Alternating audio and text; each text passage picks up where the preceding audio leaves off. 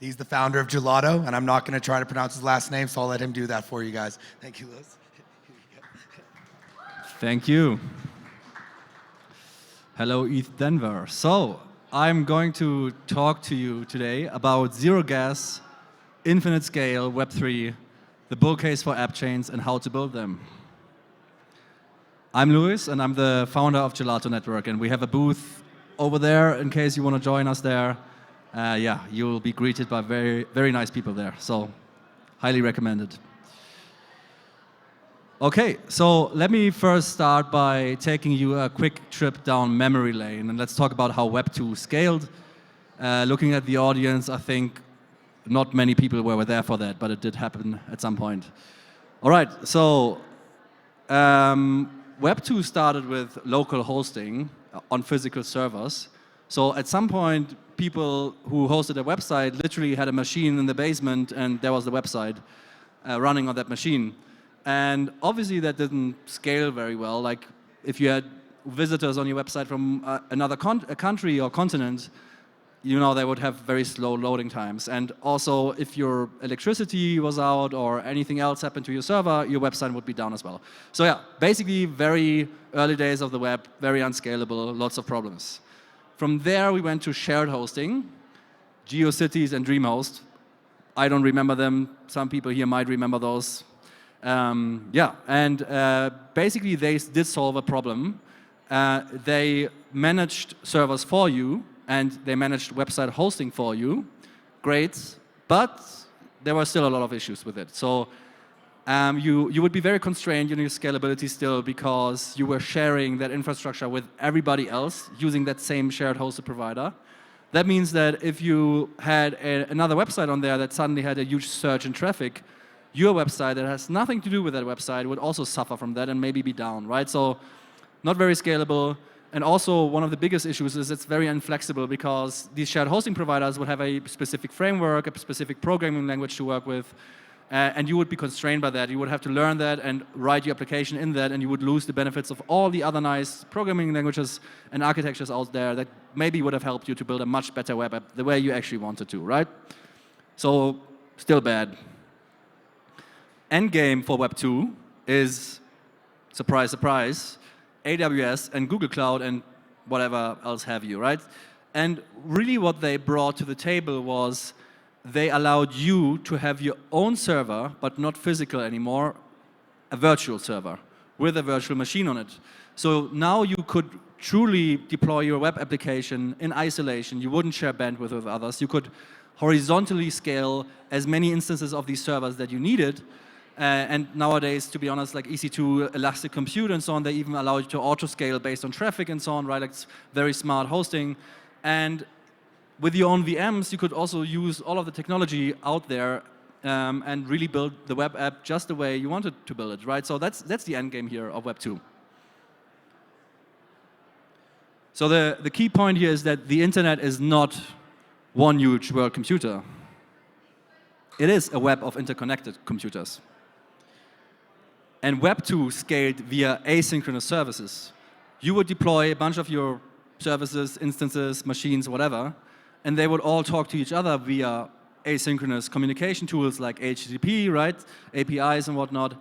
And also they would talk to the rest of the internet that way. And it was all interconnected. So let's talk about Web3's evolution and let's try to draw some parallels here. And the claim is that asynchronous cloud services are scaling Web3 too, today already on Gelato.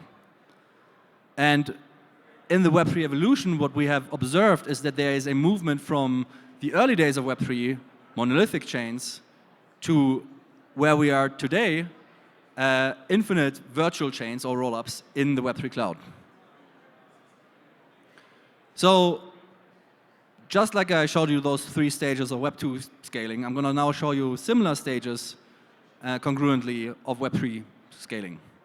And Web 3 started with Bitcoin and other special purpose L1s before Ethereum.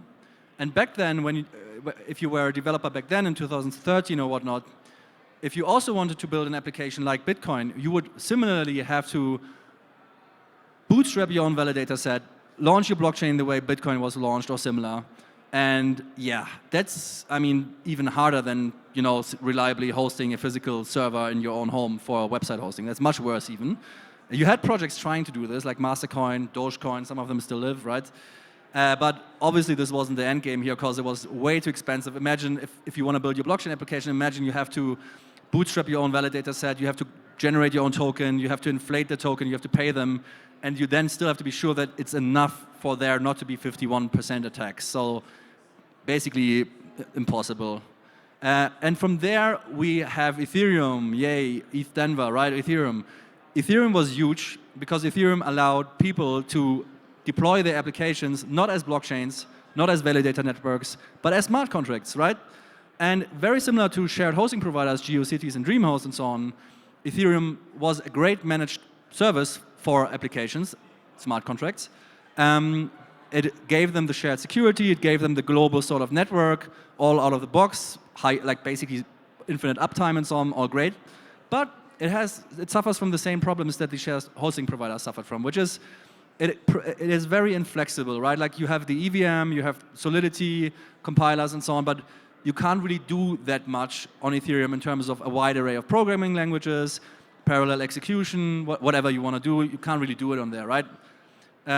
So yeah, and on top of that, you're sharing Ethereum with every other application out there. So if a DGen is doing like an ICO or NFT drop, suddenly your application and your users have to pay huge gas fees, or like they suffer from high congestion, your application suffers, and yeah, it's basically not scalable. And I think everybody agrees today. If Vitalik agrees, because he published the rollup-centric roadmap 3 years ago, right? So yeah, the end game for Web3 scaling is virtual blockchains on rollup as a service. Virtual blockchains are just rollups. You can think of rollups as virtual blockchains. They are blockchains within a blockchain. They are blockchains that are hosted off-chain on centralized sequencers like Gelato, but they are still sort of posting commitments and data to the real blockchain, right? So yeah, it's a bit like VMs were on Web 2, like on AWS and so on, where now a rollup as a service provider like Gelato can host your application as a rollup, not as a smart contract anymore. It's now a rollup with smart contracts. And you are in isolation, you don't share this bandwidth with others, you can spin up as many instances as you need and as you want. We can all, you know, automate this for you, even if it's all auto-scalable, just like in the cloud. And yeah, you still have the benefits of Ethereum, still have maximum security from Ethereum, and now you have maximum customizability as well, because you can actually, on a rollup, modify the EVM, you can merge EIPs that you like that aren't live on mainnet yet, you can take the SVM like Solana, you can do whatever you want on there. And that's really equivalent now to Web 2 endgame, and we're reaching this endgame thanks to Gelato now in Web 3 as well. So let's unpack Gelato's Web 3 cloud. A simplified version or model here is just to think of the base layer. Those are the rollup frameworks, OP, Arbitrum, Polygon, DA layer, Celestia, EigenDA, whatnot, right? That's one part. And then the second part is essential services. Just like on AWS, you have MongoDB, you have various Linux OSs, you have all sorts of APIs like SQL databases, whatnot. Similarly to that, in Web3, you need a specific range of services to really make your application powerful and scalable. And yeah, Gelato has its own suite of services. That's what we're known for 4 years. Like 2 years ago at ETHDenver, we weren't talking about rollup as a service. We were talking about smart contract automation, serverless functions. All of these things still exist, and they benefit our rollup as a service clients today. But yeah, there's also many other partners that we are deeply integrated with and working with on rollup as a service. We have the Graph, we have GoldSky for indexing, Block Explorers, Etherscan, Block Scout, bridging, cross-chain messaging, layer 0 across oracles, Pyth, Redstone, and so on, right?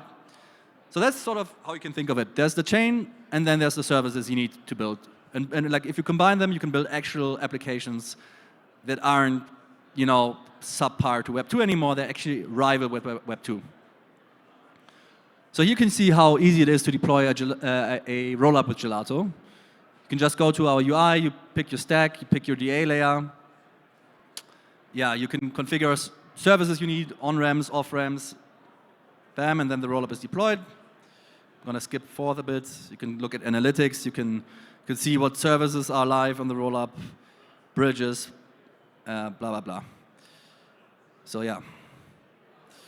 All right, let's go a bit more technical now, still very high level. But yeah, the core blockchain design, right? This is what you're looking at here is essentially a rollup. We have the execution layer, the modified version of the EVM normally, that's OP-Geth, Arbitrum, Polygon, CDK, whatever. And then you have Ethereum as a settlement layer, and that's really crucial, right? That's the whole point of a rollup is you don't actually spin up a new blockchain with new assets on them.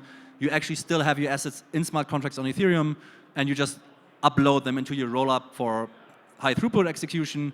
But ultimately, if the rollup somehow has a fault, you can still get your assets out on Ethereum, and Ethereum is saving you in that case.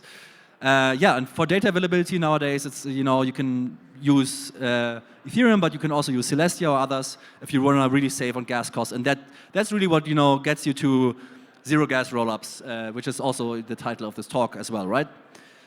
Basically, zero gas rollups mean rollups where your users pay zero transaction costs. And yeah, let's expand from here. So we still have the rollup stack. As I will go through these charts with you, you will see that we're expanding from the inside out. And we still have the rollup stack here, but now we're adding scalable RPCs. DRPC, for example, is our partner right now. So, and block explorers, and the native bridge that lets you bridge assets from Ethereum to your rollup in the most secure way known today via the rollup bridge, the cryptographic bridge, or even a zero-knowledge bridge like in Polygon CDK. So yeah, that's like the essential infra with the rollup core infra and the sort of block explorer and bridge that you sort of need. And that's where most rollup as a service providers stop, right? It's pretty cool already, but it's also pretty useless because there's a bunch of services that you really should consider using to build a fully fledged application that rivals with the likes of Web 2. And that's where Gelato really shines as a rollup as a service provider, because we're more than that. We are not just a rollup as a service provider, we are a Web3 cloud services provider, and we are a Web3 cloud platform. That means you get the rollup as a service, but you also, for example, get Gelato functions, the serverless environment. You can liken this to AWS Lambda, right, in the AWS architecture. And you get Relay and so on, right? So you can now, and actually our rollup as a service customers are heavily using these services with their rollup. And from day one, for example, when they launch the blockchain, they can use functions and data from Redstone or Pyth to immediately stream price feeds to the blockchain and have a fully functional DeFi application from day one, like a perpdex or whatnot, right? And taking this a step further, if you want to have the best UX on your UI, you can use Gelato Relay now and have your users send transactions in an account abstracted way to your rollup so that they literally just sign in with Google, they get, I don't know, wallet as a service keys, and they just click buttons. No more MetaMask pop-ups, no more tedious gas management, just buttons and trading and all the fun, right? All right, and beyond that, we have GoldSky, Graph, and so on from day one on your rollup so that you have GraphQL indexing for your UI, you can display data in a very nice way. And last but not least, we have liquidity provider and cross-chain message bridging on your rollup from day one so that you can also not just work with a very slow process of bridging ETH away from your rollup, or, I mean, the native bridge doesn't even allow you to go from other rollups to your rollup, but liquidity providers like Across and so on allow you to connect to the world of other rollups, Base, Optimism mainnet, you name it. So that's like a full stack Gelato rollup as a service application. It could be used for a DeFi rollup if you want to build a perpdex. It could be used for whatever else have you, like a game. But yeah, let's take this one step further because you still have to talk to other chains, right? Like now your rollup is live, it's super scalable. Your users just click buttons, they're happy, they don't pay any transaction fees, but they still need to talk to other chains sometimes, right? Like you still want to connect to other user bases from other chains. And it's a very simple piece of the puzzle for asynchronous communication. In the web, we have HTTP and so on, and in the blockchain world, we have these cross-chain messaging protocols like Layer 0, Connext, and so on, right? That let you connect to other chains and move assets from your rollup to those chains, or more importantly for you, from other rollups to your rollup. All right, almost finished, but let's take this to the absolute end game. There's a buzzword on here for those of you who are knowledgeable here in the rollup space, which is shared sequencing. So in the Web 2 world, if you really have massively scalable applications like, I don't know, World of Warcraft or whatever, usually you have a ton of servers and you sort of segment your user base into regions, right? Like maybe you're on the, I don't know, European server, on the US server, whatever it is. And this way you can guarantee a high throughput for your users, but if your user in the US on a server wants to play with a friend in Europe, that doesn't work unless these two users or gamers meet on the same server. So for that, you would then migrate your character, your in-game assets and so on from one server to another. It works. And just like that in Web3 with cross-chain messaging, you can also sort of, if you wanted to, if you were building a game, you could launch, I don't know, 3 rollups and sort of segment your user base and divide them amongst those 3. But if you want to have them interoperate synchronously with each other, if you want the smart contracts on these rollups to talk synchronously with each other, then you need shared sequencing. And just why do you even need this in the first place?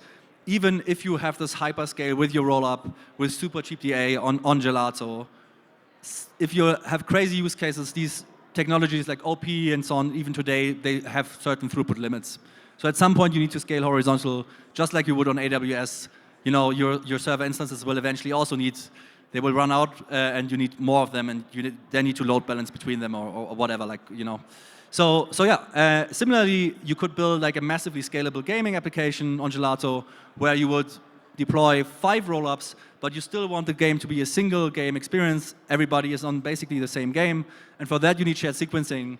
And that basically just means that you have these different execution environments, these different rollups processing all of your in-gaming transactions, but they all are synchronized amongst each other, basically in a single block that is created by the shared sequencer. And there's projects out there trying to solve this problem today, like Espresso and others. And I think that's not reached yet, that is not solved yet, but I think end of this year, this will also be solved.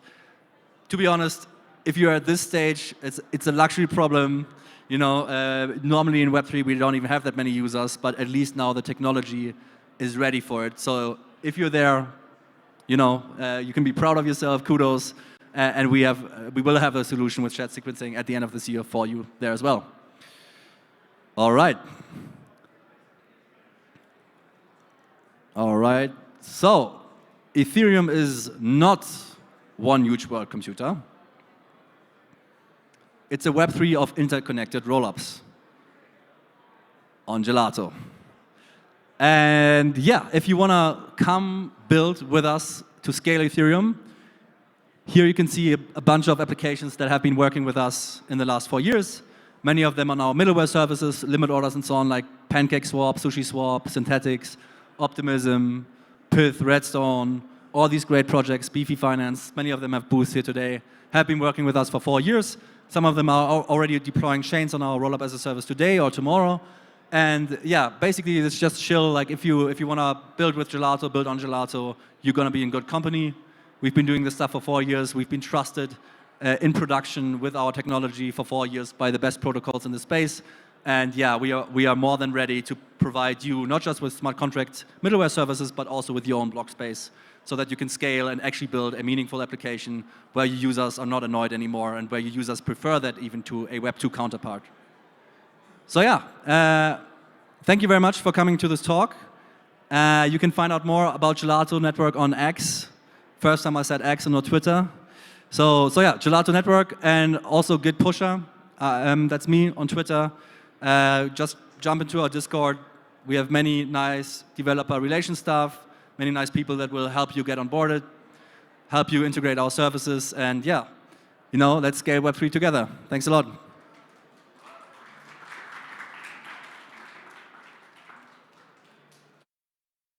All right.